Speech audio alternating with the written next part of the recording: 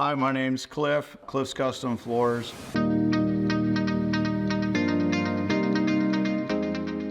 And even in new buildings, I do that still. I put down the moisture probes and we do our prep to get down as deep as we can to make sure that our adhesives work and that it doesn't affect the longevity of the floor.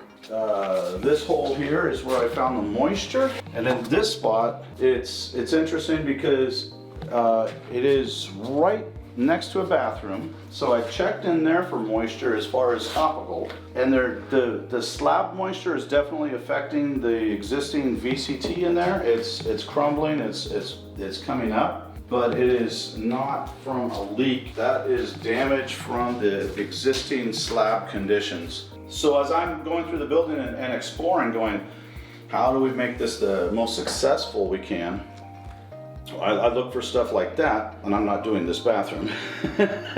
But we actually could, if they wanted me to change this bathroom out, I could go through and find the right elements to do it correctly where it'll last. But that tells me a lot of stuff. One of the big things in here that I noticed is one of these trenches. So this is probably a main trunk that had come in, probably went to the outside. I don't know that for sure, but there's a likelihood.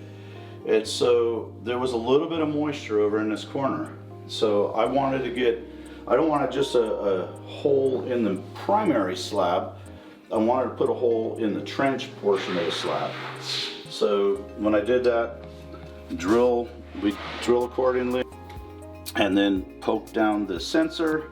Then we're able to just take that reader. Hot dog. That one's at 92.